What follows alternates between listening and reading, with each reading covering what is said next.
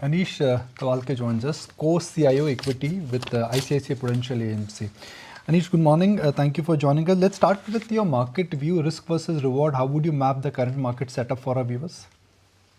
So at this point, we think the market, the earnings outlook is pretty good, reasonably good given that the economy is in good health. The market valuations are not cheap. So anybody coming into the market should be coming in with at least a 3-year view, right? One should not be coming in for very short-term gains.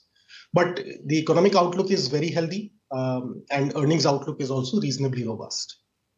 Not keeping pace with expectations, especially if I look at last quarter, hardly any upgrades, more in line and a lot of downgrades. Yeah, so it is a market in which you have to be careful. There are some stocks and there are some areas of the market.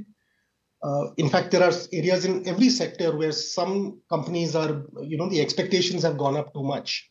So I don't think there are areas of the market where you can say, look, let's buy this across the board. You have to be selective, even within sectors. And, just going through the report, and I wanted to talk a little bit about the banking sector in greater detail, given the fact that, the asset quality concerns as well as the rise in slippages has been a bit of a pain point for the banking sector as a whole.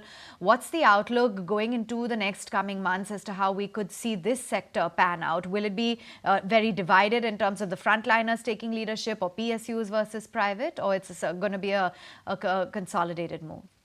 See, the risk in the banking sector is largely in the unsecured lending space, right? So it might not just be the banks. You have to look at the NBFCs also, where there might be risk. Other than that, I think the secured lending space, right, whether it's mortgages or corporate books, should be fine. So I would, at this point, avoid people who have very big skews in unsecured lending. But in the secured lending space, I think valuations are not out of whack. Anish, everybody has exposure to unsecured lending. I mean, if you keep NBFCs aside, on an average, 10% plus is the average exposure to unsecured lending even by big banks. And then you have to see which ones would have done it more carefully than others, right? So which ones would have done it within their own customers. So yeah, you have to be a bit more nuanced about it. But I do think there will be some pain that will come through in the unsecured lending space because growth has been very, very strong. And therefore, you have to look at what is the capital levels, how resilient will the other businesses be. Anish, what's the view on the urban discretionary versus rural debate? Are you incrementally putting money to work in the rural or even urban discretionary? Because I'm looking at the earnings from the likes of Jubilant Food, Voltas, Trent, and they continue to surprise quite handsomely. So, I have never been a big proponent of this whole thesis that rural is extremely weak. See, part of this thesis is based on commentary from FMCG companies that their growth is slow, right? That's what then leads people to say, oh, rural is weak. My problem has been with that argument has been that rural, like FMCG companies are seeing slow growth because their margins are too high and they're not investing enough in the business for growth. So I actually don't subscribe to this rural versus urban that much anyway. I think also rural partly, is weak because during COVID, right, a lot of people had moved from urban areas to rural areas. And therefore, the rural area had been, benefited from the people having moved with their assets and income to rural areas. And some of those might have gone back. I think the rural versus urban will be more balanced. I wouldn't like to take a big skew in terms of rural versus urban. Specifically on FMCG, I'm still cautious. Mark, okay, that's Morgan Stanley on Trent, and what a bravo stock it's been. I mean, you sometimes say that where is law of gravity? In COVID, it was... you guys want to guess how much Trent has done in 20 years? I wouldn't want to fathom a guess. 10 times, 20 times, 30 times. Over 100 times for sure. 1,000 times, 20 years. Wow. That is what Titan, Trent, some of these stocks which are like the obvious brands you connect with every day, and you just realize, oh my God, I mean, store samne, and how come we missed a multi-bagger like this? So Anish, which is the next one? Which is the next theme one should bet on? 5 years, 7 years, 10 years? Where are you spotting the next leg of multi-baggers? Like they say, catch them young, see them grow. See, I focus more on cycles than on big 10-year structural trends. Frankly, in a 10-year structural trend, you have to be in the right company. Because even if you look at, the example you gave in retailing, you could have said retailing is a 10-year, 20-year trend, but it's not as if every company has done well, right? Trent is one company that has done well, but a lot of others have struggled. So my view is if you're taking a 5-year, 10-year view, right, you have to look at individual stocks.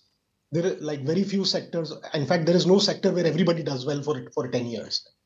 And if you're taking a cyclical view, which is what I do focus on, I still think that there are better opportunities in automobiles, capital goods, real estate, because that is a sector that could still produce earnings surprises. These sectors could still produce earnings surprises. But even within these, you have to be selective. Okay. So when you say cycles, identify maybe one or two cycles where cycle is on the uptrend and where you think the downtrend has started or it is already in a downtrend. So, see, we are still away from the peak of the cycle. 2 years back, we were actually, we were in a state where the economy was in a slump and there was a lot of spare capacity in the economy. Now that spare capacity has been used up, I think we'll reach the peak of this cycle when our power capacity utilization peaks, right? When you find that, see, the limiting factor to output is actually power. Right? And when you find that power capacity utilization goes up, PLFs have gone up too much, that is when this cycle will peak. And that is when it will be the time to turn out of capital goods, etc., stocks, because that would mark the peak of the cycle. But right now, I would still say that it's in favor of the discretionary sectors like capital goods, cement, and real estate and auto. So because we are still in an upcycle at the moment, economically. Okay, still in an upcycle and would want to watch out for that power consumption as a key monitorable. Actually, for the markets, we have recovered from the lows quite a bit. In fact, Sensex is almost 150 points off the lows. The Nifty is around that 24,300. India Wix, though, has managed to spike a bit, 6% higher on that one, talking about the volatility. But Anish, what's the view on Pharma? Because more or less the earnings have been better than expectations. The commentary has turned positive. The price erosion is under control. Lots of launches lined up. How would you position yourself when it comes to pharma, healthcare, hospitals, etc.? See, hospitals, I think we are at a point where margins are looking peakish, right? And a lot of capacity is coming on stream. So hospitals, I'd be careful. On the rest of pharma, it becomes again a very, very individual story. We've been investors in pharma, and I think we've benefited from the recovery in the US market in particular. But it remains, and I do think it remains an attractive space, but pharma is the one sector where, you have to get the stock right as well, because at the end of the day, there are issues around regulatory, FDA inspections, etc. So you have to have the right stocks and you have to look at it at almost a molecule level to get this right. But I do think there are opportunities in pharma still. When you say auto is an uptrend, that's an interesting one because yes, a year ago, 6 months ago, there was absolute long waiting period. If you wanted to buy even a basic entry level car, you have to wait for at least 3 to 4 weeks. But now that trend seems to be changing. Last dispatch numbers and the available market trends are indicating that the waiting is out, discounts have started kicking in. So what makes you bullish in autos at a time when the ground reality is changing?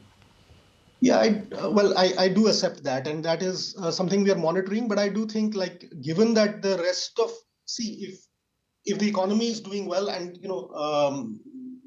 I do think this will turn out to be a temporary phase, and that is one of the sectors which should kick in if the rest of the economy continues to do well.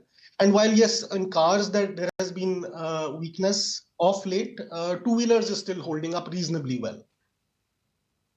Another area which you mentioned, and I want to specifically discuss this one, and that's really the odd one out, is cement. Now, this is one sector where consolidation has happened, but pricing power has not come back. This is one sector where if I look at cement prices, they've not even grown in line with inflation. And you like it. Why is that? See, volume growth is very strong. And when you have very strong volume growth, you do find that players become more aggressive and competitive. So there was spare capacity in this industry, and pricing discipline was very, very good when volume growth was weak. And it's normal that when pricing growth is when volume growth is weak, people are very disciplined on pricing, but when volume growth comes back, they tend to want to get the volumes.